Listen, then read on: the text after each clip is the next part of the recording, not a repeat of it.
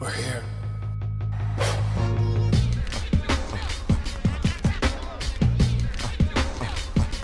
I wish I could give you this feeling. I wish I could give you this feeling. On the corner. What up, everybody? Welcome to another episode of the Corner Podcast. Kel Dansby here. The old man, Andreas Hale. Still in Blue Wire Studios, a little bit different set. We're here hanging out at the bar, Blue Wire Studios. You guys see the trophy case if you're watching on the YouTube. See, we got our cups right here. It is nice to change it up every now and then. Today's all about pro wrestling, though. Hopefully you guys checked out our boxing and MMA shows that dropped earlier in the week. Plenty of good stuff from there. Social clips coming out this weekend from everything. But Dre, we held off pro wrestling specifically so we could talk about AEW. And I think that's a smart decision. Yeah. Because after watching Dynamite, the good, the bad, the head scratching, I think the build towards Revolution is becoming more and more clear. I like the direction that AEW is going in. So I was like, you know what? We're going to dedicate the whole beginning of the show to AEW. It's been like 2 weeks since we talked about it. Then we'll get to the WWE stuff. We'll talk about NXT. They just had a premium live event. Sure. We have the main roster building towards Elimination Chamber. A lot of stuff going on there. So let's jump right into AEW first and foremost. Maxwell, Jacob, Friedman. Twitter's a weird place. We talked about this before. I don't need the constant comparisons, but to have two mega heels in the two biggest companies just puts a smile on my face every week. Yeah. And this was no different. We'll get to the match in a second. And it's weird to do this in reverse order. But that promo. Bruh. He had people calling the police. For those who didn't see it, go back and watch it, because basically he talks about switching sides and speeding, all these tickets, and he was like, to be dastardly and be low down, I switched places with her lifeless body. Yes. Son. He had Liv Morgan trending, because he was like, it was my girlfriend in high school, let's just call her Liv. Yeah, everyone went crazy. And tells this whole story about like how he's a speed demon, he got caught speeding so many times. Wow. And then he had his varsity jacket on. They go out. Yo, he said he was getting domed. Yeah, crazy. Incredible. It's like, and went too far, crashed, and saw her lifeless body. Cops pulled up. He takes her lifeless body, switched positions so they wouldn't know he was driving. And the way he's telling this story, it gets you like so involved, and it seems like it's all about adversity, is how he pitches it. And it seems like it's gonna be like this great tale of like overcoming something. It's such a good, wholehearted story. And then just at the end, he switches and he turns, and it's perfect. This is why he is who he is. And there are people who hated this promo, because I guess it makes light of a lot of things. I mean, that's his job, right? Like, he was trending into like babyface territory for a hot second. And we talked about that. It's like, he's not a babyface. So do the most heinous thing you could possibly do. Oh, this is heinous. And this was straight up evil. And I don't even think it sounds like a tale of adversity, but it's more like, I'll do whatever it takes to win. And I think in this Danielson match, because I don't think anybody thinks Danielson's going over, right? And I think that's the way Danielson wants it. Like, how do you make MJF? Beat me. I saw somebody, it was weird. I saw somebody on Facebook, which is a worse hell than Twitter sometimes. Oh, that's the worst. And somebody's like, why did they bring Danielson to AEW? All he does, why is he not a champion? He just loses. It's what he wants to do. He wants to put people over. His match with Roosh, which we'll talk about, was incredible. Like, his matches have been fantastic. He's going to give MJF hell for an hour, and he's going to put him over. And MJF is going to do something shameful and dastardly, and people are going to boo him because Danielson's like the ultimate babyface. This is the way to go. I don't know why people are weird, man. People want to not like things. I'm convinced. Yeah. Like, people watch for the sole purpose of finding things to complain about. I watch, and yes, there's some things I don't like. And then I'll say that if that's the case. But I watch with the intent, it's because I'm an optimist, to like it. I don't like wasting my time. Nah, I don't do that. That's torturing yourself is stupid. Makes no sense. Like WWE haters, like, how do you know what's going on? Oh, you watched it. You seek this out somewhere. Why are you wasting your time? It makes no sense to me. And this program from jump is what MJF needed, not just as champion, in general. Yep. To be honest, the CM Punk stuff didn't go as planned. His feud before then was Wardlow. Well, no, it was ended in a weird thing. Punk was at the beginning of last year. Wardlow was in the summer. Okay, and then he gets the belt from Moxley. Yep. So those are his 3 programs. The Moxley one was like, okay, Moxley's going on vacation. And that was weird because he was kind of a babyface. Yeah. And in and out of the other random group that helped him get the poker chip. That was like convoluted. This program is seamless. It's easy to tell. The epitome of a babyface and Bryan Danielson. And MJF just gets to be MJF. And now going through it, and you're allowing Danielson also to do what he likes, which is wrestle every week, but you're making it make sense. I said this on a couple episodes ago. Their random matches for the sake of having random matches is weird to me sometimes. I'm not complaining about good wrestling, but give me some story. Like, they found a way to tie in the random matches to the story. Yep. Perfect. That's all I needed. Yep. Super heel guy, softening up his biggest threat. I think the best part is MJF doesn't wrestle every week. He's a champion, you rarely see him, so you work to catch you this week. In a really damn good match. Let's talk about this man, the lariat off the top and landed on his feet. Oh my God. Hitting a super kick. And it was like, oh wait, MJF can go a little bit. A little bit. I mean, we saw him 3 years ago, maybe 4 now. You followed him around. I followed him in 2019 is when I shadowed him for WrestleMania. Years. So yeah, 2019, yeah, I shadowed him for all his GCW shows, Janela Spring Break, everything, yeah. He was not wrestling like this. No, he was working, he was working Ethan Page. Yeah, which is a great foil for him. And please, we need that again here soon. I don't even care if it's heel versus heel. But his in-ring work rate, even when he got to AEW, wasn't like this. It shows, he's always been a character guy, but it shows that he knows what the company needs. Yeah. What this company is about. It's work rate first. Saw the other champions. He's like, well, I got to get to work. Yeah. Changed his complete physique in 4 years. No, he looks good. Man looks like a champion. $1 million. In-ring style. It's still dastardly and submission-based because he's a heel. Submission, but when he needs spots, when he sells, his selling has gotten astronomically better. Yeah. Because that's one thing you learn from the Flairs of the world. Mr. Perfect, when he was all these guys sold in HBK, even when he was a babyface, it was weird. But when he was a heel too, they sell to the moon to put these baby faces over. Because if you're not gonna lose all the time, which you should do as a heel, if you're not gonna lose and you're gonna win a lot as a heel, you still gotta make the baby face look good somehow. Yeah. So you sell to the moon. And he sold a lariat at one point. Looked like he got turned inside out. So this entire match was great in the build, and it was one of those where it's like, okay, I get it. He might not wrestle again before the pay-per-view. No, he's probably not. Well, we got 2 weeks? 3 weeks? It's the beginning of March, right? Yeah, first weekend, the weekend of UFC. Okay, so it's 4 weeks away. Yeah.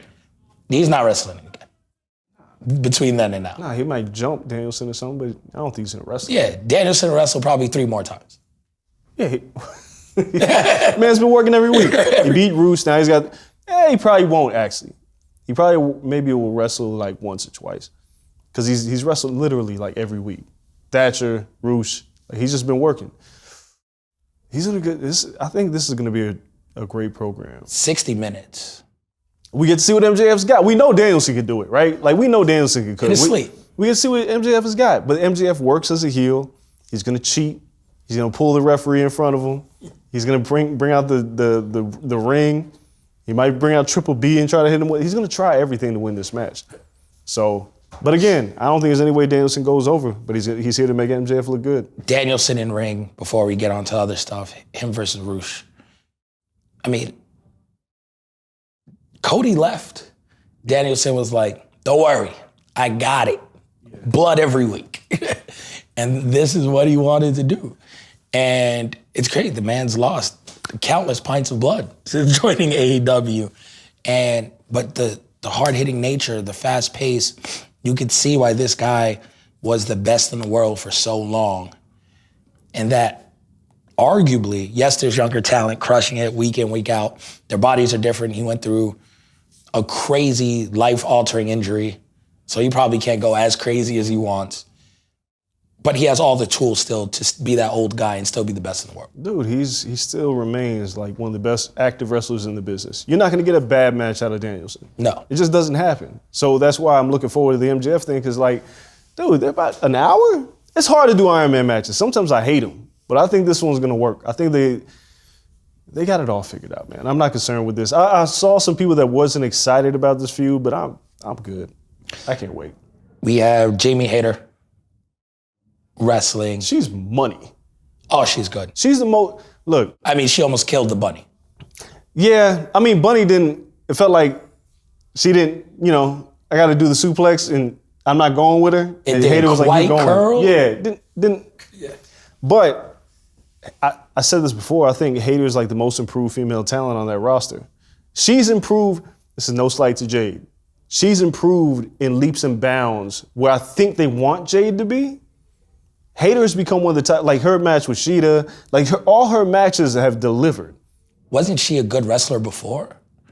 She and was just missing good, a character? She was good. Nah, I think she was good, but she wasn't this. Like this is where character meets talent, and like she's just a much better worker. I was the one who was skeptical. I was like, if they give her the title, is she ready for it? Yeah, she's ready for it. Yeah. So this match was, I think it's funny because all roads I think lead to Britt Baker still turning on her. Yes, of course. But I think there's slow playing this now with Saraya and Toni Storm being heels and the loser thing. They needed to turn them heels. Saraya wasn't working as a babyface. Saraya's not working as a heel. She's low-key weighing down Toni Storm. I mean, listen, man. Shout out to Big Mac, Ryan McKiddle, who said it's a superstar signing. What's the meme? Where he throws his hands up like, I told you, I never thought like Paige in WWE was like, I thought she was a good bridge from the old divas to the new generation, the revolution. But I never saw her as like that star. And even bringing her in, I'm glad she can wrestle again, but I don't see her as like, Hayter's a bigger star. Baker's a bigger star. We'll see where this goes. Yeah, it might be hurting Toni Storm a little bit. We'll see what happens with Ruby Soho, but that's where you are now. But again, they're featuring multiple women on television. I'm happy. I ain't mad at Like, it. where you're on TV, we got a chance. Before, it seemed like 6 months ago, it was like Britt Baker or nothing. Yeah. Or random match. Like, there's multiple women's storylines going. Yeah. So I'm okay with that. In terms of Jade, I think it's getting close to time to shake stuff up. Could be. She's worked everybody. Much like Carmelo Hayes in NXT. Oh, we'll get to that. Yeah, sometimes when someone's red hot. You know when someone's that next person. Yeah. And it's okay to lose to climb upwards off of that. She's bigger than that spot. That spot has run its course. Here's a problem. Let's say Jade loses, right? One, who beats her? Statlander keeps getting hurt. Yeah, she can't stay healthy. But my other one, outside of that, I don't know. You need like a really good baby face. That's the problem. Not only do you need a really good... what's her face is good. Who, Willow? Willow. But that's what we thought a while ago. But the problem is that if you beat Jade isn't the type, like her body type. She doesn't look like somebody that's to climb back to the top. I don't even know if she knows how. She knows how to be at the top. I don't know if she knows how to lose and then work her way back up. You know what I call this? The Big Show theory. When she loses, the code is broken. She may not be the same wrestler. That's because they turned her into Bill Goldberg. But she got a good match out of Red Velvet. She did. But there's a way to have her drop that title and lose without taking a pin. You can give her a triple threat. You can give Willow a good moment with someone else taking the pin. Somebody needs the rub, though. You got to beat Jade. Like, I don't want to see her lose the title like that. She can lose that title. You don't got to build that person in mid-card. You can continue her streak, get her off of that belt, have someone else take it, And then she continued to dominate for like 2 months and then insert her into the main event picture. And now she's a dominant, person for whether Hater goes babyface, and they're going back and forth. Hater's a babyface. Yeah, I think she is. No, there's no question. I mean, Hater's gonna hate the crowd pops. And everybody. Yeah, she's a babyface. Yeah. So it's one of those things. Well, when Britt Baker's in her corner, it's still like a little shaky. Yeah, but it was like Wardlow and MJF, right? Yeah, Wardlow was a babyface just waiting for MJF to turn. Yes, it's the same thing. So, I mean, by then, if you let Jade chill for like 2 or 3 months just dominating people in between, then that's cool. Then you could roll it right into a main event program. Then her and Hater, and she's still not beaten. She's still unbeaten. So it's one of those things where it's like, cool, you want to make her and continue that momentum and continue the push. She can be the one to take the belt off of Hater. And the Britt Baker thing, Britt doesn't need another title run. Like, Hater could be turned on by Britt, you do that, and then Jade is the next program. But Jade should be the next person to take the belt off of Hater. And that's never gonna happen if you just keep her in this role. She's just gonna come stale.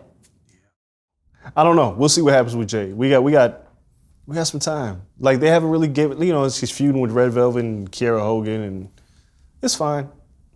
We'll see. Who's she working at Revolution? Kiera Hogan? I guess. No one? Kiera has like no momentum. She might not have a match. They can't keep her off a pay-per-view. They'll give her a promo. Nah, she'll work. I just don't know who. They'll probably establish it next week. Squash. Like, it's just, that's, at this point, we've seen that before. So like she's a little bit in a weird spot. Another thing we had, which, phenomenal, your boy, Samoa Joe. Promo. Right. First and foremost, let's talk about this match with Darby Allin. Holy shit. Beat the shit out of each other. Listen, man. Muscle buster on wood. So shout out to Will Watts, who said this on Twitter, and I was like, I think he's right. Since Joe, counting his NXT run, this may have been his best feud with Darby. Better than his Finn Balor feud. Better than... It's tough. Nah, his Finn Balor feud wasn't as good as it could have been. My favorite Joe feud from NXT on, and it's close. I'm just saying it's tough. If people want to give it to this, then I'm cool with that. They're still kind of short in the vacuum, especially if they pivot to Wardlow, because that was his feud. Before it was Wardlow. Yeah, and Powerhouse. Yeah. So this is pretty short. Joe versus AJ Styles. I'm talking about the in-ring. When he was, in-ring, different. Yeah, I'm not talking about the promos. On the mic, like feud? Overall feud? Yeah, Wendy. Yeah, no, that was like, great. Yo, Joe was an animal. But I'm talking about, like, again, everybody knows this. I'm the biggest Joe fan. Like, I love Joe, and I've watched Joe for years. Ring of Honor, TNA, all that shit. This may be his best rivalry in ring that shows the vicious side of Joe that we've had in nearly a decade. Is there something too? Because again, I mean, I guess people watching don't know this or listening, so I'll let them in. I've been going back and trying to catch up on TNA Impact, get into that whole lore. They released a ton of stuff on YouTube, try to catch up to that. Been asking Justin Ivey, Reverse Rat Pack, a ton of questions. He's like the biggest Impact mark. So he's the Impact encyclopedia. He is. So try to catch up on all that. Is there something to Tony Khan, one, being a mark himself? Like knowing a lot of these things about not just indie wrestling, but like TNA Impact. He put Joe against a guy who is damn near tailor-made from the X Division Joe days. Yeah. No other promotion. Other promos like big, monster, heel. Put him against a bunch of other people in that same mold. I named AJ Styles, who's an X Division guy, as his best feud. There's as great as Powerhouse Hobbs can be, and it probably will be. Wardlow can be and will be. WWE, they kept putting Joe against big-ass dudes. Put him against Karrion Kross and all this stuff. Maybe he works best against X Division flying, fast-paced guys because it makes him work fast-paced. And he looks more imposing and dominating because of that. I mean, there's something to that. I don't think, maybe he's healed up. That is also another thing. Because he was hobbled in NXT and WWE. Like, he felt like he was, like, getting close to 40 and he was working slower. But this Darby Allin feud is he's just been methodical, he's been vicious, his promos have been better. It feels like he's into it. Like whatever it is going on with Joe right now, that whole Darby feud was incredible. That needs to carry over to Wardlow and it's going to be difficult because I think we all thought Darby's a fucking maniac, right? But like you watch that match, like the tack jacket, there's a spot where Joe hits, like he flies over the barricade. Like Joe's offense just looks really impactful. He just looks a lot more vicious, and he's been tremendous. Hopefully, because it feels like it's a setup to get Wardlow the title back. Yeah. But hopefully Wardlow can bring that out of him because Joe's been on fire lately. I'm not sure the crowd will really buy Wardlow or wants Wardlow. He's got to do, I mean, they pop for him, but to get that title back. Like, at this point, it's all Darby. Like, they want that Darby and Joe feud to continue. Because it was good. It was 3 matches, and all 3 were different, and they put themselves through hell. Wardlow's in a tight spot again. Yeah. He can't catch a break. Good luck, Wardlow. It's a damn shame. He can't catch a break at all. And then other matches, I think we ran through like a lot of the stuff. Oh, we got to talk about the trios match. The Elite and Top Flight and AR Fox? Yes, I forgot that. Ooh. Can't want to open the door. So, one, the Elite are still 3 of the best wrestlers on the planet. And Kenny Omega not winning with the One-Winged Angel is crazy. I love it. It was great. That's one thing AEW does well consistently amongst a lot of other things, is that you don't always just win with your finisher. A lot of times you win with your secondary move, because a lot of people have secondary moves. So a lot of times you win with those. WWE doesn't do that enough. Like Seth Rollins doesn't win enough with just a random pedigree, in which they started doing that. Right. I see, who was Sami Zayn won with the Blue Thunder Bomb like a couple weeks ago. It was like, what? That never happened. It was the first time I ever winning with that move. Right, like it should. It's funny because AEW does it all the time. Ring psychology tells you, Sammy, stop getting so hyped when you hit a Blue Thunder Bomb, because every time he hits, he starts pumping his fist. And you're like, dog, he's gonna kick out. Like, why are we doing this? Like, we know this. And when he finally won with that shit, even Sammy was like, oh shit, I won with that? So yeah, it's good to see a wrestler win with a different move. And I think, one, credit to Tony Khan for signing AR Fox. Yeah, he can wrestle his ass. I've watched AR Fox for years. I watched PWG, I've watched him in the Indies, I watched him in Lucha Underground. Dude can work. He's a perfect fit with Top Flight. And I don't know if they'll meet again, because Top Flight beat the Young Bucks in a tag match, but man, they all look great in that match. Dante Martin, his brother, like, they all look great. That was a great trios match. Yeah, Top Flight's gonna be one of those tag teams that stick around in AEW for a long time and shows the quality of talent they have coming in the pipeline, because AEW is now 3 years old, full-fledged. Is it? I believe so. 2019. So it's closing on 4 years. Yeah, Almost 4 years. Yeah, pre-pandemic. So like 4. It's not even that long. Not old at all. But with a lot of the people they have who are stars were either established coming into it or really in that first or second class of signings.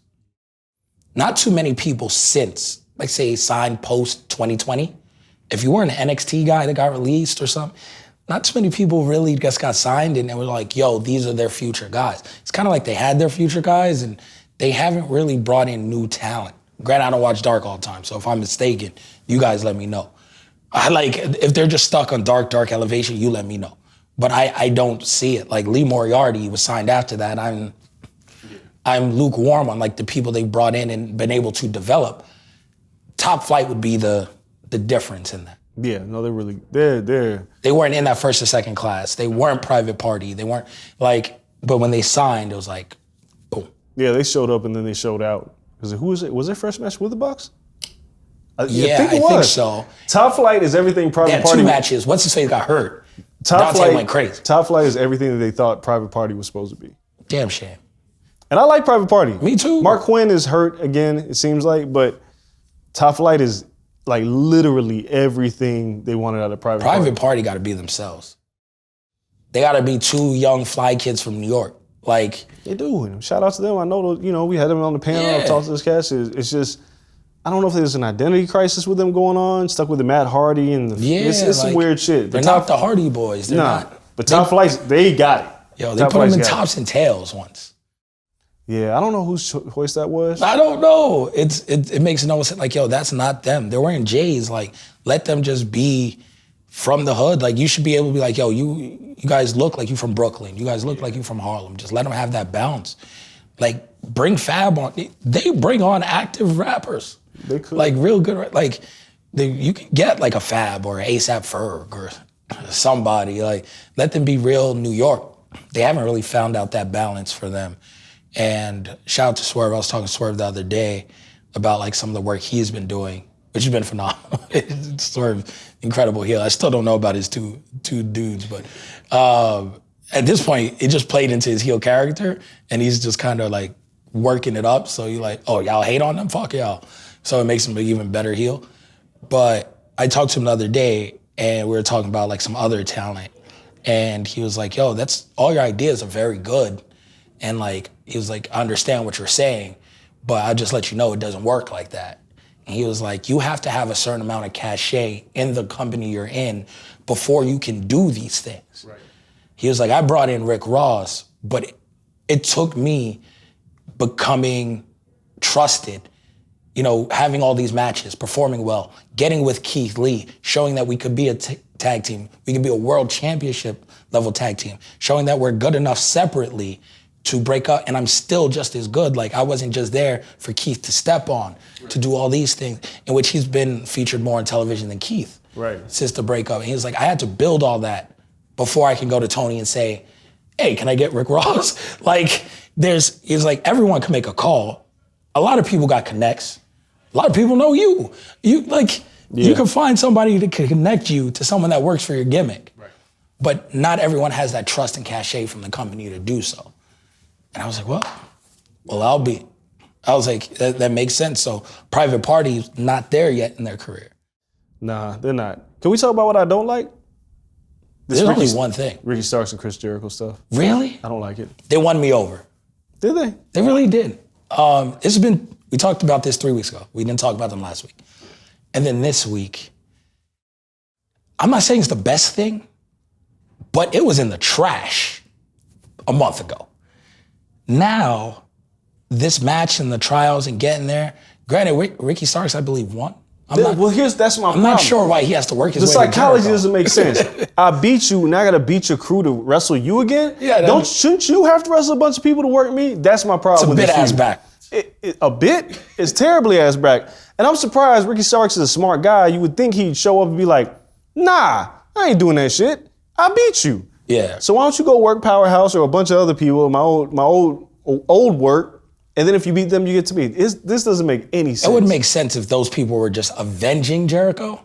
So he's sending random people from the crew? Yeah, that makes sense, but it's like, I don't think the end game for Ricky Starks should be Jericho. I already beat you. Yeah, I don't. What am I doing this again for? Yeah, there's no higher stakes this time. Yeah, that's why I don't care for this feud. It's not helping Ricky right now.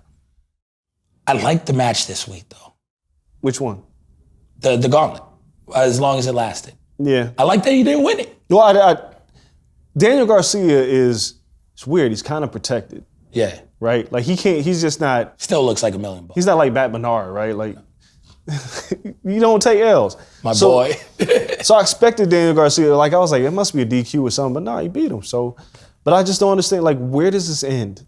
I don't know. Free 2.0. Free, and let him do what? They should be in a program for a title. They're in a program, getting beat up by Ricky Starks. They're just lackeys. All right.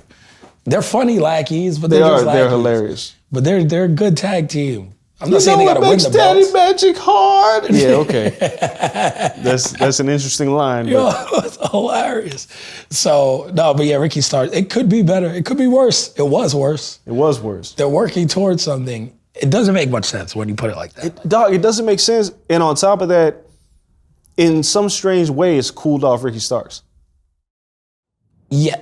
Again, if you didn't put him in a mid-card title picture, or he challenged for the main title, and the crowd was hot. That's what I'm saying. Like, immediately, and this is no knock on Darby Allin and what he did with Joe, but Darby was working with Sting in random tag matches and random things. He did not earn, quote unquote, whatever that means in wrestling, the title shot at Joe. It turned out phenomenal. But Ricky Starks should have went straight into that program if you're going to turn Joe from anyone else. I don't know. Ricky Powerhouse. Hobbs still have beef. So if Ricky would have beat Joe, Hobbs could have been there for Ricky Stark should have been in that program and not Darby out. He had the momentum. They just threw Darby in there and said, yo, it's going to be crazy. I think, I'm not retconning the Darby Joe shit. I just think that Ricky Starks It works out, but it cooled off Ricky because he should have been higher. Well, here's a real problem with this. You have Starks versus JS, right? But then you got this Action Andretti shit that's floating around. Yeah, and it's like, it's getting in the way because Andretti beat Jericho first. Yep. So while Starks is like the 1A and Andretti's like the 2, Andretti's 1-1. So it's like, in a weird way, Ricky Starks beating Jericho didn't mean the same thing. Should have just been Jericho. If Action Andretti, because he beat Jericho on some like fluke shit, 1, 2, 3 kid shit. Yeah. If Jericho said that didn't count, you got lucky, and Andretti said, I'm going to prove to you that I can beat you. And he had to run this gauntlet to get back to Jericho. See, that makes more sense. It would make sense. That would His help program Andretti. Would make 100 times more sense for Action Andretti. I'm good. Whatever they do at Revolution, I don't know. It can't be another orange soda match like Orange Cassidy. I don't know, but you got to put Starks over. I just got to figure out how we get there because you don't want to end up like Eddie Kingston. No. Who was in a feud with Jericho, and I guess some people are like, this is long-term storytelling. All long-term stories aren't good. Like, some long movies, I don't need to be that long. Eddie Kingston, the way that feud ended with Jericho was bad, right? And it didn't make him as hot as Kingston was. It should have made him, and it didn't.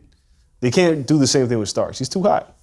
All right, if we got to give out a fire hydrant award, the person to put out someone's heat or someone to cool someone off the fastest, in this case, who wins it? In a vacuum, past like year, who's worse, Jericho or The Miz? The Miz. The Miz, okay. The Miz by like a country mile. Yo, I don't even know if this is The Miz's fault Just anymore. an icebox. Everything he's been with has been bad. It's just bad. You got Jonah Rock, you had the Gargano stuff, and They granted moved Gargano. Jonah quick. Yeah, granted Gargano's hurt, but the Dexter Loomis shit. What else? Who else does he work? Right now he's working Booge. I don't care. Booge doing the pump? I don't Booge care. is incredible. Yeah, but he ain't gonna come out of this looking Booge. rosy. Like this is, no, it's The Miz by a mile. It's The Miz. I had to ask. Yeah. And then main event, shout out to the shirt, Scissor Me Daddy Boys. Ass. The Ass Boys, the Guns versus the tag team champs. And listen, I understand. And the claim to have been rolling and hot. And to me, this seemed like way to kill time. Yeah. For the Acclaim. They've had this beef already because they stole Daddy Ass. I thought they had just run over the Guns and it was it. The Gun come back. Somehow they get this match and they cheat to win, which I get. But a month before the pay-per-view, Acclaim dropping the belts and to the Guns who really weren't over in a company rich with tag team talent doesn't make much sense to me. And it didn't make much sense to the crowd because everyone went silent. Not like, oh my God, Undertaker just lost to Brock Lesnar. I'm shocked silent. Like, what the hell are you doing silent? Yeah, so a couple things. One, Daddy Ass not turning was smart, right? Because I was like, if he turns, it's so fucking predictable. So he didn't, so that was smart. Gun Club winning was like, wait, what? But this is what I think they're doing. Who was the Gun Club feuding with before the Acclaim? I don't know. They didn't win many feuds. No, they were feuding with somebody before they disappeared. FTR. Oh, I guess so. They were making fun of them. Yeah. They were in the crowd. I feel like this is the way to get the titles to FTR. Yeah, I get. And that's the program for the pay-per-view? No. So you're gonna build that in 3 weeks? No, I think Acclaim's gonna lose twice? They may. And Daddy Ass may actually turn at Revolution. I might as well scissor people while I can. Yeah, that's why I think I got 3 that's more where we're weeks to heading. scissor people. This is FTR's on a vacation, hiatus, or whatever, as they figure out their next move. Gun Club getting the belt, it only makes sense if it's FTR. That's the only way this thing makes sense to me. Because, I said it before, I love the Acclaim, but if FTR comes back and these two feud, it's going to be hard. It's like a babyface feud. So you got to get a heel and tag team involved. I'm not saying it's the right move, but Gun Club was feuding with FTR. FTR took their break. They beat the Acclaim. You got the daddy ass thing hanging around. Maybe that's what they're doing. Maybe the Acclaim is fun while it lasted. I don't know. You can't be the tag champs forever. Eventually, the titles got to get to FTR, and then the Bucks get back into play, and everybody else get back into play. But yeah, the Gun Club is, yeah, all right. When it was the main event, when this became the main event, I was like, oh, the Gun Club are winning. Oh, no. As soon as it was the main event, I was like, the Gun Club are winning, because why would this be the main event? It made no sense. The whole thing was stacked. But now people just left like, what was a really good episode of Dynamite? Yeah. It's just like, this is the only way I can justify it. If FTR comes back at Revolution and challenges the Gun Club, it's the only way I can justify this shit. Otherwise, then they're not going to win until Vegas? That's the next pay-per-view. I mean, look, that's May. Oh, that's a long way for the Gun Club to hold this. Well, Gun Club might have another feud. Maybe the Gun Club establishes themselves as heel tag champs on some Edge and Christian shit. I mean, if Tony sees it in them, sure. I mean, I don't know who sees it in them. Yet. I'm just saying, again, I'm doing the meme. I don't know. But this is what I think, we're going to do. From jump, AEW was lauded as the best collective of tag team wrestling. Still is. In a company that we have seen God knows how long. They have, and keeping it misused their tag team division more than I had ever seen. They're not like Brooklyn Nets level of fucking up a great collective of talent, but they're not horribly far away. Like LAX never getting a push and doing their thing. The Lucha Bros had like a good flash in the pan, but really never got their thing again and just went to the trios title after that. Then we had the Bucks. Bucks, when they held it, were pretty good. That's it. Like FTR had a cool run, but a lot of time, Swerving Keith, Omega and Hangman. Yeah, no, the tag team division's been fine. I get it, but it's not using a lot of their time and efforts haven't been given to the tag teams that make it the best tag team division in the world. So who's missing? 60, it's not that people haven't had reigns. No, I'm just saying who's missing right now that's not enhanced in tag, because the Bucks are tied up with the trios titles. Yeah, Bucks are in the trios titles, which again, if FTR's not here. If that's what you're gonna do, I would have gave the trios titles to, I don't know, probably Malachi Black in them. I think they're gonna get them. They're eventually. So it's just one of those things where it's like, at this point, that you had this wealth of talent in the tag team division, like the best tag teams in the world. And I'd say, I don't have obviously the reins of every tag team in front of me. I could pull them up probably. But I would say 70%, 75% of the time those titles have been on someone, haven't been with those tag teams. They've been used to build Hangman and Page. They've been used to build Swerve and Keith Lee. They've been used to, and I get it, you put it on some young tag teams occasionally. Like it works for the Acclaim. Yes. Made them a legit ass tag. But when I'd argue when they got it, they weren't a top 5 tag team in the company. But you built one. So that's cool. Like now you give it to the Guns. Yeah, they struck while it was hot. Now you give it to the Guns. Like, so it's a little weird because it's just like, all right, I guess your best tag teams don't always have to have them. We don't need a New Day and Uso situation where the best 2 tag teams just hot potato the belts because nobody else is like really on their level. But I don't know, just seeing LAX not get their shine like they were supposed to. I mean, really FTR LAX. Taking a long break. It's really LAX. No, FTR went a long time working themselves to that title picture, won them, and then had after all the other titles. Cool little reign, and then dropped it and went off to every. I'm just talking about their belt. I'm not talking about every other company's belts. Everyone else's tag. No, but that's what they wanted. Their belt. That's cool, but it's still like for that company, I don't know. Like people love the best friends, best friends are super hot. Nobody wants best friends. At a point, no, but at a point I had to put them in the top 5 because they were super over with them and LAX's work. There was just a tag division where I'm just like, and there's nothing wrong with giving it to new blood and using those to build people. It's just one of those things where I'm just like, man, it hasn't been what I thought it was going to be. Not sure if that's good or bad yet. No, I think they're fine. Anyway, the Gun Club stuff is going to be what's going to concern everybody for the right reasons. But this should make them. If it doesn't make them, then it's a fucked up experiment. It didn't work. I guess you got to give them the try. They're going to give them the good old Evo. Yeah. Let's go. And if it don't work, we're going to fire Mr. Ass. That's how this is. Yeah, I guess you got to give them the try. If FTR is the way they're going, you have that ability to pull the trigger whenever you want. You can wait until May if the Gun Club is great. And if they fall flat on their face, then you can pull the trigger and they can lose that shit the day after the pay-per-view or the Wednesday after. Like, you can lose it whenever. So it's one of those things where we'll see how this goes with them, the tag division as a whole. But Dynamite, to me, was pretty good. People didn't like that main event. It didn't spoil the whole show for me. No. I thought it was good. I'm looking forward to the pay-per-view. That's going to be fun. I'm glad Double or Nothing is back here in Vegas. It's always going to be here in Vegas. Memorial Day weekend. Oh, yeah, and y'all, we going to get Tony Khan. Last time Tony was here, Dre and Tony, part 2. Everything was fine. Well, it was on the verge of falling apart. Literally. Nobody knew, though. Nobody knew.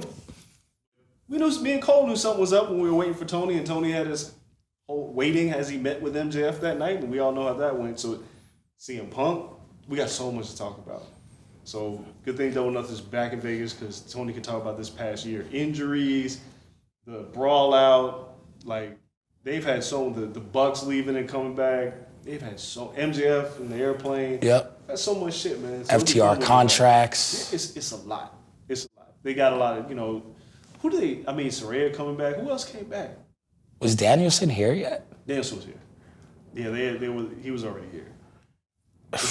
We did Stadium Stampede?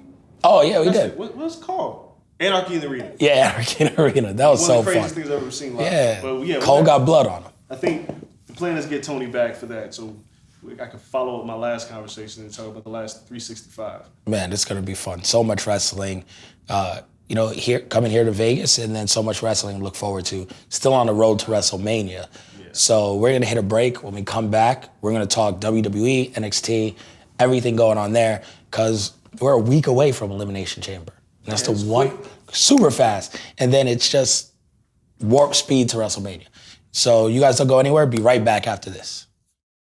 All right, everybody, we are back. Let's talk NXT before we dive into WWE real quick. Vengeance Day pay-per-view premium live event for the WWE. I don't know what NXT is, right? Let me start with this. Get Booker T off of commentary. It's not great. Not great. He's awful. And Booker's generally not like bad all the time, but in NXT, he's bad. He's over the top. He's over the top. It seems like he doesn't really know what's going on. It's like sometimes we watch like Inside the NBA and Shaq is talking. It's like, are you watching the game, Shaq? Shaq don't know any of the B players, only the stars. Who's that? Like Booker said the same thing about Pretty Deadly. Where are they from? It's like, you said that on camera, dude? Like Booker. They've been tag team champions. Booker, like, and on this night, he was on one. Like, he was not great on commentary this night. They don't have a great commentary team on NXT right now. And they had like Morrow. They've had great commentary teams on NXT. This one ain't it. No, Booker is not that good. No, we got to get Booker out of here. Sorry, Book. I'd rather have Beth Phoenix. I ain't going to go that far. Nah, but Book is just too much. Way too much. He's over the top. And he dominates the A mic. It's bad. First match, though, Wesley versus Donovan Dijak. This was great until the end. I mean, the man broke his finger. It was pointing. It ain't that. Pointing this way. I know. It ain't that. The interference was wholly unnecessary. Oh, yeah. Like, this match was Black and Gold TakeOver OG days opening match. Near falls, Wesley looked incredible. Can we get Desmond Xavier back? It sounds so much better than Wesley. I'm all right, Wesley. It's easy. It's a terrible play on words. Wesley. It's stupid. But Him and Dijak, they just worked incredible together. They're like, it felt like an old like ROH type of match. Yeah. Near falls, flippy shit, big man, small man dynamic. But then you had the interference. It just took me out. I was like, why? To protect Dijak? I didn't get it. I hate interference in really good matches. I didn't need that. And then we had the finger. And then the finger. Yeah, I thought it was a good match. Gave it plenty of time. Ending is like whatever, but Wesley continues to take the belt. I just need a really good match from him at Mania weekend. He'll get one. And I don't need to see him against like a Haas type dude. Like, No. Get Dragon Lee's visa issue sorted. oh. And Wesley versus Dragon Lee, the Lees. Yeah, Lee versus Lee. Lee versus Lee. If you give me that for the North American title, I don't even care if Dragon Lee beats him. That's the kind of match I want to see. I just want a babyface, like respect type shit, him and Axie. That'd be good too. Just give me like one hell of a match, you shake hands after, but like. Now I want Dragon Lee. Dragon Lee versus Dragon Wesley. Lee's amazing. Yeah, but he got some visa issues. That's why he hasn't debuted yet. So. It's Dragon Lee's like debut match, like when Knock came in. Yeah. And it was Knock versus Sammy, and you're just like, wow. Well, nothing will ever match Knock versus Sammy. I'm just saying. Like that. You got to debut. I was there for that. I missed the days of NXT debuting with a oomph. Bruh. Sami Zayn versus Nakamura, that arena that night for Knox's entrance, because we had never saw like somebody from Japan coming to the WWE. And his Japan theme was fire. But he came out with the... Woo! Bruh. Oh. Yeah, we ain't never reached that again. Those NXT days were a moment in time. Yeah. And then tag team titles match for the women. Casey and Casey lose their belts to Fallon Henley and Kiana James. At least they showcased the women's tag team titles. I mean... Different than a different. Yeah, it's more than what the main roster is doing right now, because I don't think Damage Control is defending those titles since December? No, it's been like 6 title defenses in... Yeah, I think the last one was like December 11th. Yeah. But Kaden Carter it's just... Katana Chance and Kaden Carter. They have good tag team moves. They do, but they're so small, right? Which doesn't bother me, but I need to be impact. I don't need it to look like a choreographed dance, right? Like Darby Allin just throws himself into people. I'm not saying everybody's gotta be like Darby, but Rey Mysterio did the same thing. Like it was impactful when you're that small. These two, while they got good chemistry, it just doesn't feel very impactful.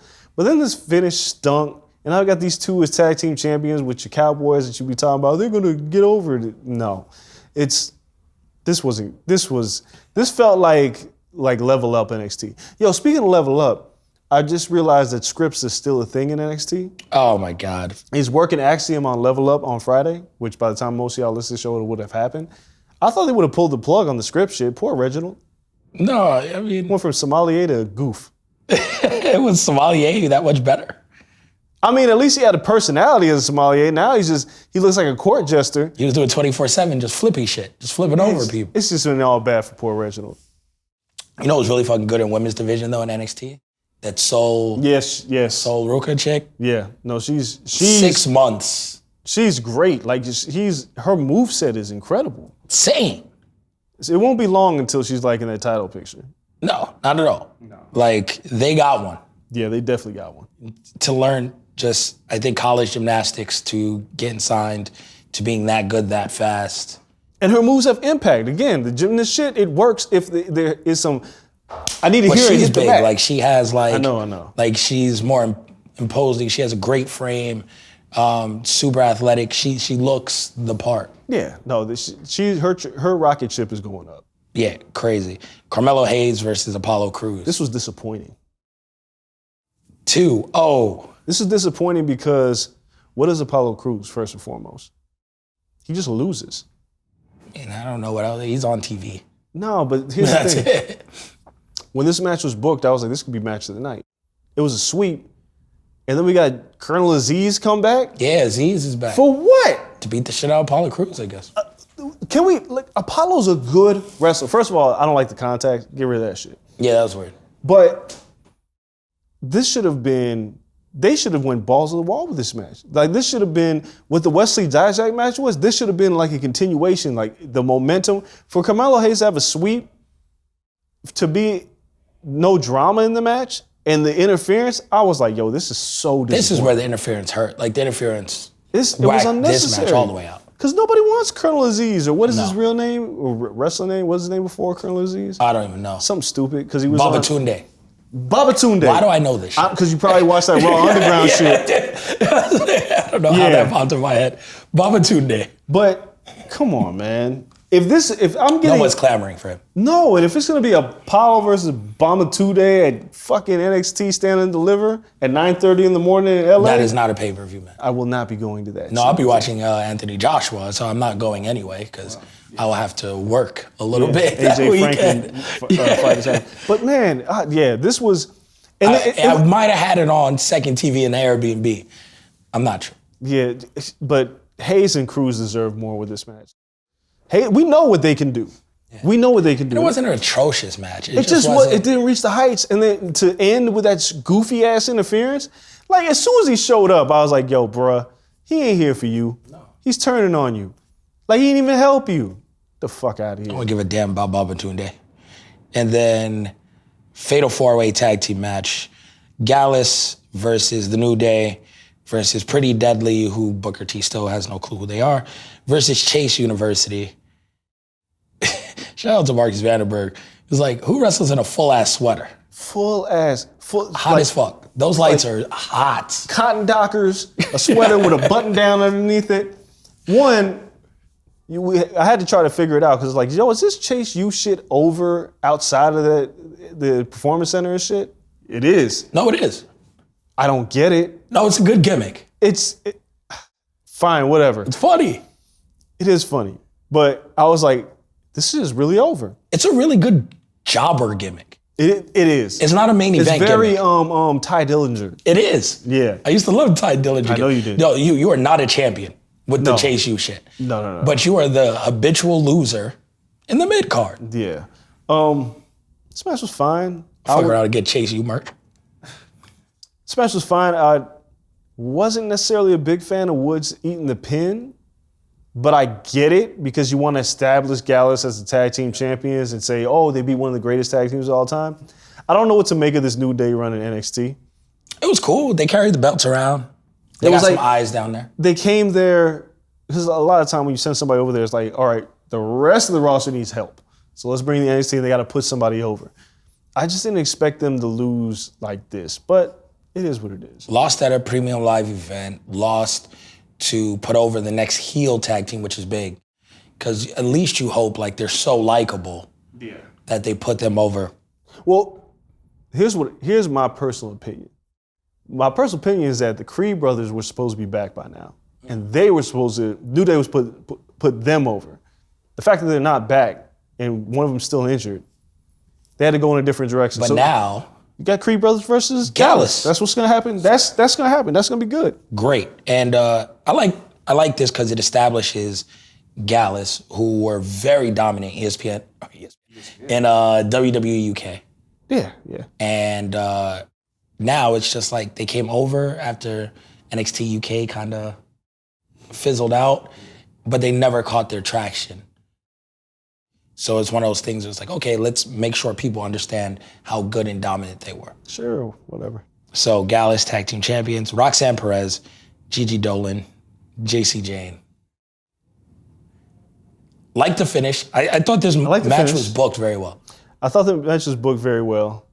The turn on Tuesday was like, come on, guys. Barbershop window. I know, but I get it. She kicked the shit out of her. So she legit kicked the fuck out of you. But I get it. You look at Gigi Dolan's like, she could be a very good babyface for this company. I get it.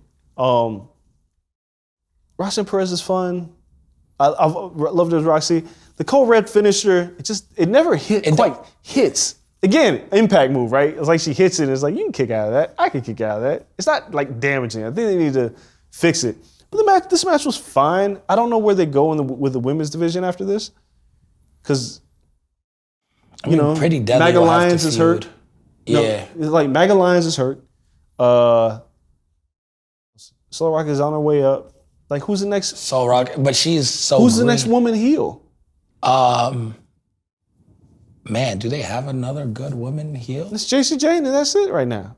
No, but they're gonna be in the program and get a match. And what's go her in name? there. Can't remember now. All right.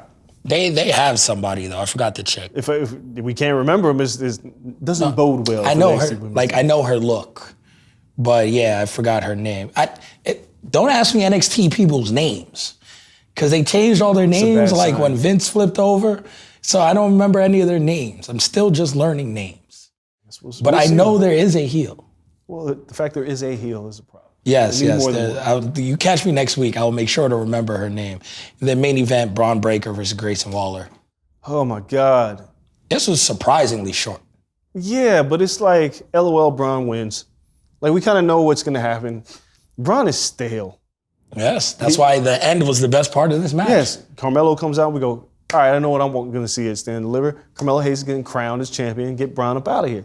Because if Braun ain't going to turn heel, I don't know what we're doing. These matches are all the same. And they're probably going to bring Braun up for Raw after May. Oh, absolutely. And it's just like, is he ready? Like, he's ready to be a heel. Put him in a black leather jacket.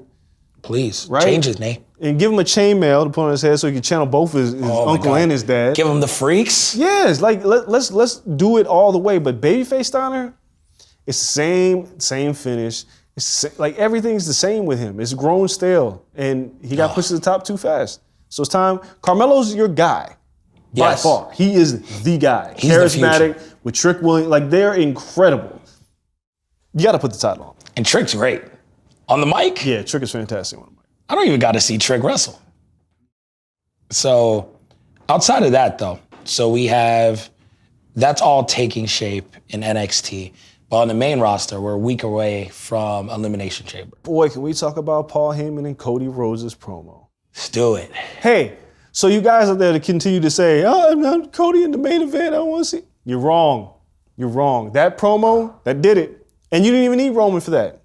You set the stage.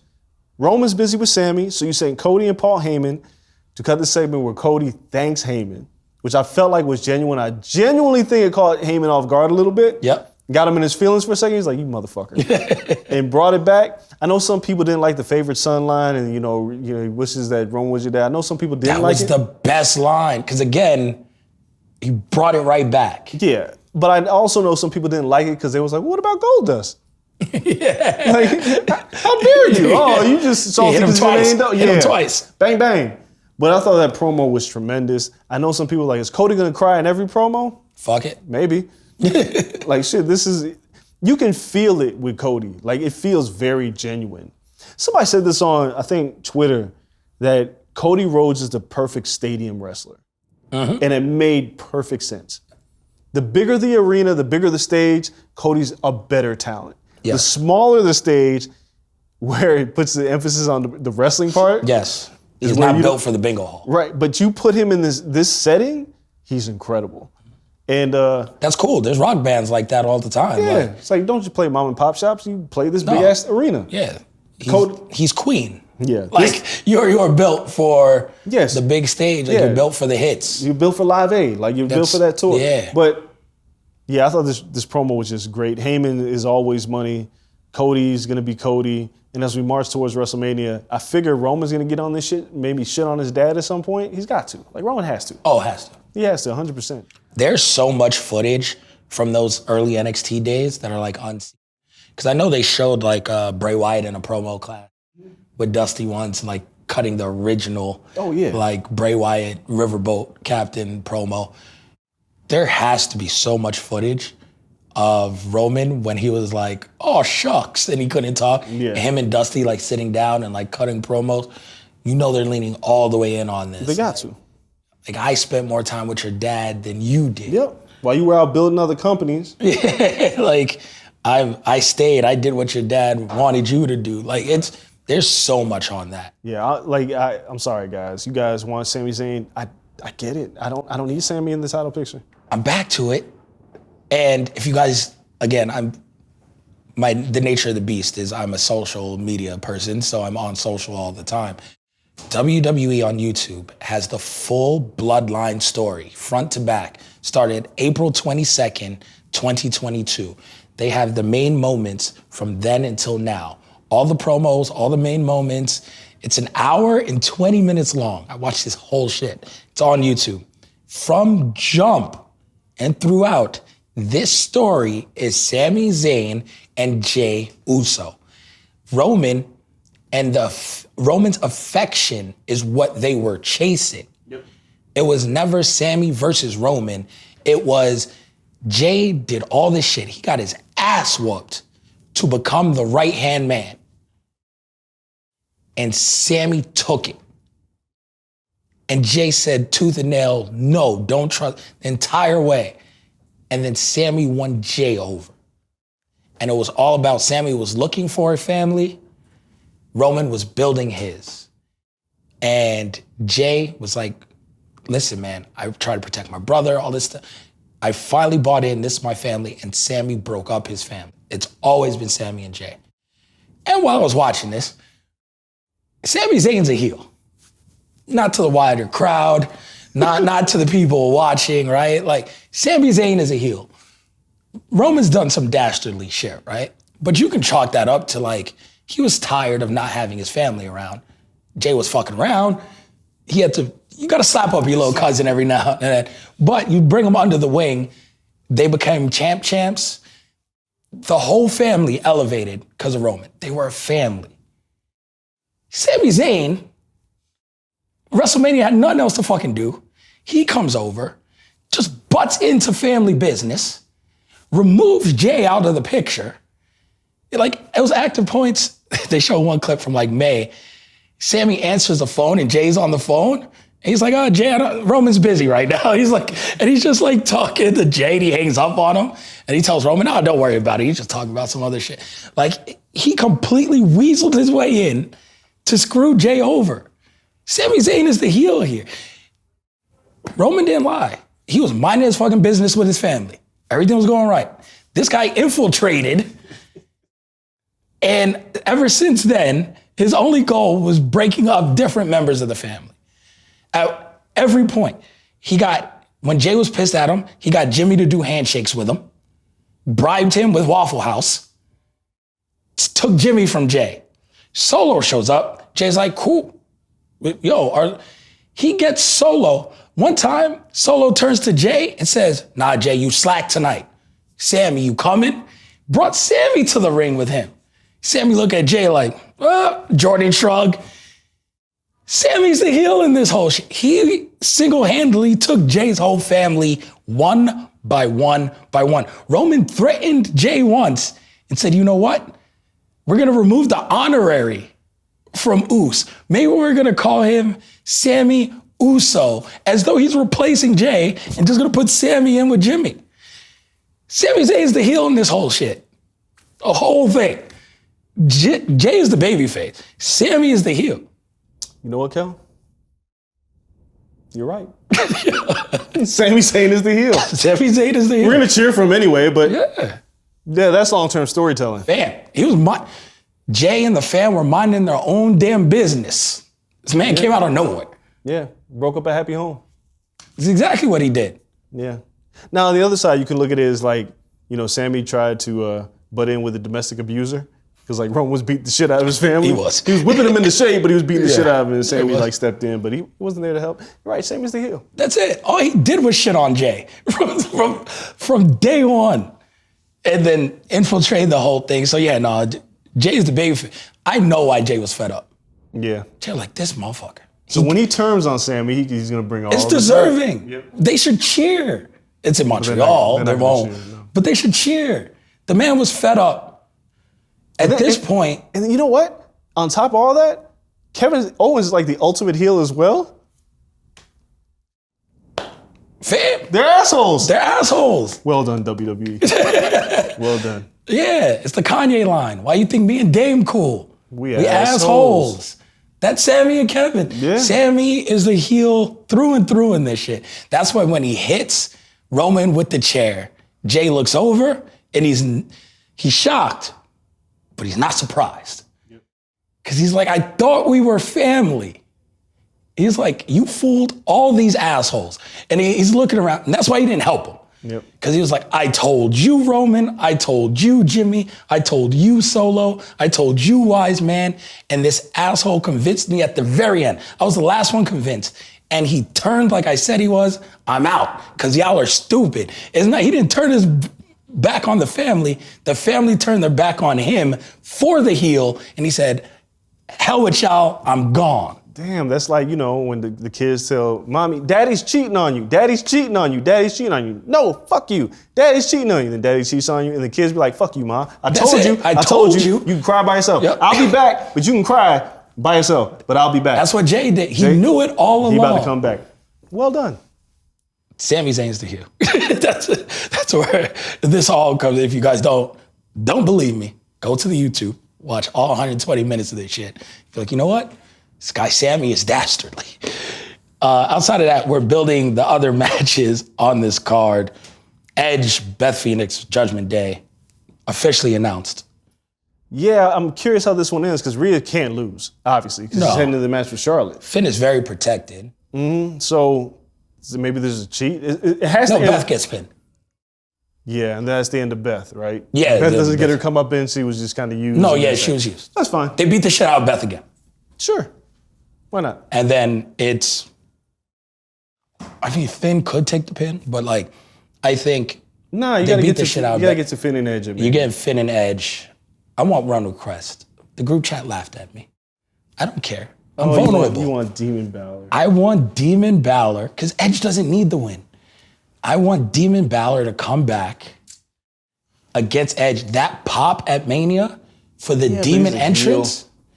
So what? A demon is always a baby face. It's a demon. I know we'll see. Maybe that's Judgment Day has giant wings in the entrance, right? It's like a bat wing that flaps. It fits. We'll see. Maybe that's how we get there. But. The pop is insane if he does that. If Edge comes out first, we're getting Demon Balor. Probably. Then the other matches, 2 matches, kind of got announced. Asuka, Liv Morgan, Nikki Cross, Raquel Rodriguez, Natalya, Carmella. Asuka has to win. It makes no sense for any other woman in that match to win. Mella is money, but she just came back man. For what? Put her next to Bianca. It don't look fair. It's not a fair fight. Evil asshole Asuka versus Bianca at WrestleMania. You gonna get a good match. That's what you want out of Bianca, because Bianca's not gonna have the top women's feud. She's had it the last 2 years. That's gonna go to Charlotte and Rhea. Charlotte rules. But Bianca's still got to have a good match. And Asuka. Does Asuka win? It's a good question. Maybe. Bianca's held the belt for a little bit. I'm okay with either. No, I'm okay with either. But Asuka has to win Elimination Chamber. Yes. Natalya ain't winning that shit. no evil. The only other person who could win, but they need a character change, is Raquel Rodriguez. Yeah, this babyface. She needs to be a heel. She needs to be absolute heel, but she ain't ready for that. No, she's not ready. That's some shit you could build towards Money in the Bank. You know what they fucked up? This is what they could have done. They should have been working on heating up Shayna Baszler this entire time. Because the one person that Bianca couldn't beat in NXT was Shayna Baszler. If they worked on heating up Shayna for the past 3 to 4 months and put her in Elimination Chamber and had her win and played the whole, you couldn't beat me, and on the grand stage, I'm going to beat you again, that'd make sense. I think that's a Mania match, her and Ronda going for the tag belt. Yeah, whatever. That's why we haven't seen Ronda. Sure, whatever. But what, are they going to be baby faces against Damage Control? No, they're just going to be more monster heels. Heel versus heel, but more dastardly. Bah, humbug. But yeah, there's no way Asuka should lose this elimination. No, Asuka wins this, especially with Bayley and Becky looking like they're going for a 3-on-3 match. Yeah. So it should be all of Damage Control. Spoiler alert if you don't read dirt sheets. But dirt sheets aren't always right. They aren't. But it appears now we have Lita back, who came back during the cage match, which was okay cage match. Lita comes back to help, and Elimination Chamber being in Canada, I fully expect Trish Stratus to be the third. Stratisfaction. And then, that's a big match with them and Becky, them winning, standing tall. And then you have Becky, Bayley blow it off at at Mania. They could. Last one was standing match or something. Something. I mean, to get another non-title women's match on the card. They need to. It's pretty good. And they don't need to muck up the title picture. So I think that's a smart way to go. What'd you think of Brock's promo? Love Brock's promo. I love babyface Brock in every aspect. He's an asshole babyface. Love it. When I go home to my wife and he stops, he's like, 4 to 5 hours later, like, Brock, I think about Bobby Lashley. Like, come on, man. Listen, first of all. Brock on that blue chew. Yo, as big as Brock is, a Sable, like 4 to 5 hours, you turn him to dust. 4 to 5 hours. And then you're done, and you're like, Bobby Lashley. Like, your poor wife is over there just maimed and destroyed. There's a Blue Chew promo in there. It writes itself. But, yeah, I mean, it seems the Hurt Business is slowly forming itself back together. They got a tag match win. Yep. Do you put Omos in it? No. What the fuck else is Omos doing? If you put Omos in it, it's like Satnam Singh with Jay Lethal. Like, he just kind of stands there. I don't need to see him wrestle. Serves a good role. Yeah, and that could be, I kind of don't want them to do it, because if they're doing Lashley, this is weird. They're doing Lashley and Lesnar again here, right? This has to go to a non-finish, because that's the Mania match. You think? Because how else do you go? What does Brock do if he's not wrestling Lashley? It's the only feud that they've built over the past, 4 months? To Gunther, but no, yeah, I want to see it at Mania. Yeah, this feels like it should be a non-finish. It feels like they either jump Lesnar or something happens. Like Hurt Business, jump Lesnar. Like something happens, this match doesn't happen at EC, so you can blow it off at the Chamber. I'm with that. We'll see. Montez Ford being Elimination Chamber. Did you see the look Angelo Dawkins gives him during that promo where he's like, oh, if I'm in it, we're in it. Yeah. Dawkins just kind of looks at him like, we really not. like I lost. You won, asshole. Yeah, so there's a little. I mean, they could be working towards this. And they're teasing. They're just taking the temperature. I know an MVP, we're going to get him on this podcast. I talked to MVP quite a bit. I know MVP, Can I make my wish list, WWE? 1 second. My wish list. When y'all come here into town, I'll be here one of the days. I don't leave until later that Thursday.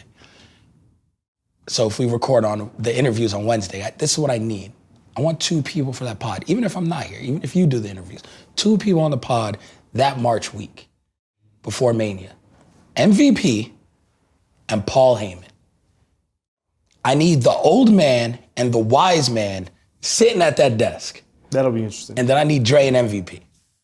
Those are 2 interviews. I'd love to do it. I'm gonna clip this. I'm sending it to you guys. You know I'm here for it. But I know MVP jokes, stop sticking all the black people with me, right? But I really want MVP and Montez Ford to be together. I really want the pivot. Nah, I don't really want you, Lashley. I want him. I want to break up the Street Profits.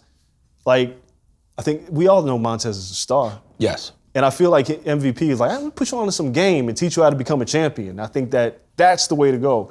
But they put a little bit in the water. And Dawkins, he looks great. A man's his body. Man's wrestling without a shirt. Put me under the pressure. I'm coming though. I'm catching you. He looks I was in the sauna for 30 minutes today. But there's no way Austin Theory is losing this U.S. title match, is he? No, I just don't know how he wins. He's not losing. I'm curious. Him, Seth Rollins, Johnny Gargano, Bronson Reed, Damian Priest, Montez Ford. So, Johnny Gargano and Bronson Reed are going to start their program, which will be a Mania program. Hopefully Ciampa can come back. Johnny's just going to do this to lose, we don't but give a good match. Yeah, sure. Damian Priest is just, he's just hanging around. Montez Ford and Damian Priest go at it because they've been helping save the Judgment Day, right? Yes. So maybe that's just a tag match around Mania weekend where you get those 2 going at it, whatever. And then Seth Rollins, not building shit here. No, we know we're going to Logan Paul, yeah. So he's just in this to get some spots. So Theory pins Rollins? Theory either pins Rollins because of Logan Paul, or Theory's got to come out of this on top. Regardless if he's working Cena at Mania or not, it just feels like Theory's just been great with this title. So he's going to win. He got to work Cena. That's what everybody wants to happen. That's what we think should happen. You just don't get Cena 2 months early anymore. That's the hard part. Yeah. It's like just like The Rock over here. He's like, I'm doing the Grammys. I ain't fuck your WrestleMania. John Cena's like, I've made enough money off you. Peacemaker's coming out, so I think he'll come back. He could. Just promo Peacemaker. Duke Nukem's still in the works. Coming out soon. That's what I'm saying. He might have too much on his plate with Hollywood. You ain't gonna get him for 2 months. No. But you need Theory to be like, I beat everybody. All you losers, there's no one else to challenge me. Yeah. I am the greatest United States champion ever. A-Town down. He keeps saying the champ is here. A-Town down, hit the music. It's the right way to go. And that'll be the sponsored match. Yeah. They're gonna do a sponsored match. Yeah, they're gonna do it. But Theory. Keep Bray away from it. You know, they tease him and Uncle Howdy. I don't know. I told you what it is. I don't care. It's over. It went crazy on TikTok. There were over 50,000 views on it on TikTok. People now know what it is. I don't know where it. Gotta get their Alexa Bliss is taking time off, which the internet's a shitty place sometimes. Comes out, Sean Ross Sapp, shout out to everyone over there at Fightful. She's taking time off and people just rip her. And she comes back to Twitter and she's like, just rambling off all the nasty shit people are saying. And she's like, this, and people wonder why I'm like taking something. Like, fuck. Like, just let people be. Like, I don't care if you don't like the character. A lot of people don't like the character. Right, it ain't her fault. She ain't do it. Yeah, like, chill. Like, if anything, even if she did, and they having fun, so what? Yeah. Go to the bathroom, grab popcorn, eat something else. So that's weird, but those are the matches we had in Roman versus Sami. Well, we'll discuss all Elimination Chamber next week. But I think so far we are a week in. It could change on Friday. The Usos had their title defense, depending on when you guys listen into this.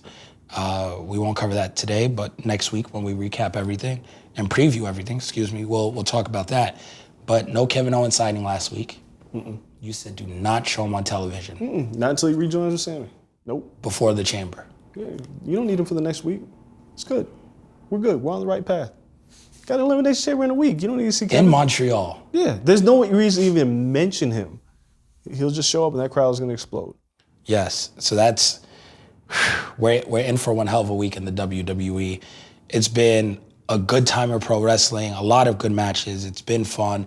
So much still to come. AEW is hot right now. WWE is hot right now.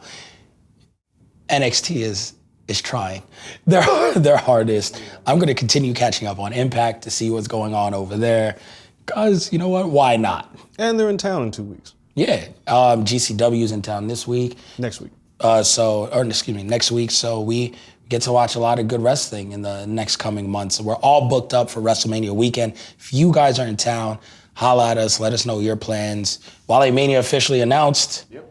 You'll catch us at Wale Mania, chilling with the homies Kaz, Emilio, Wale, of course, everybody else that's going to be there. Those are our dudes, so we'll be in the building. That is going to be fun. We're going to have a blast. Make sure you guys are there supporting them Thursday night. I know there's a big card, I think. Yeah, Ospreay is working Speedball. Yeah, New Japan and all this stuff. Listen, I'm going to just buy that on Fight. Shout out to homies at Fight. And I'll watch it after, plugging everybody. But I'll be at Wale Mania having a blast. And then, of course, shout out to GCWs. Make sure you guys support them, the collective, everything else going on that weekend. We'll be everywhere Mania weekend. Producer Cole Bebe will be around. We'll find places to record podcasts, to do crazy stuff on the run. Tons of social clips. I'm gonna just be running around just recording shit. Dre's gonna be so tired of me for the socials. If you guys aren't following there yet, Twitter @cornerpodcast_, at Corner Club for Life on Instagram, TikTok @cornerpod. So much content on the socials coming out Mania week. It's gonna be a blast. So can't wait to see everyone. Thank you guys. Check out our other episodes. Everyone here at Blue Wire Studios. It's great to be recording this from the bar. Change of scenery today. We'll be back next week. It's the old man's birthday.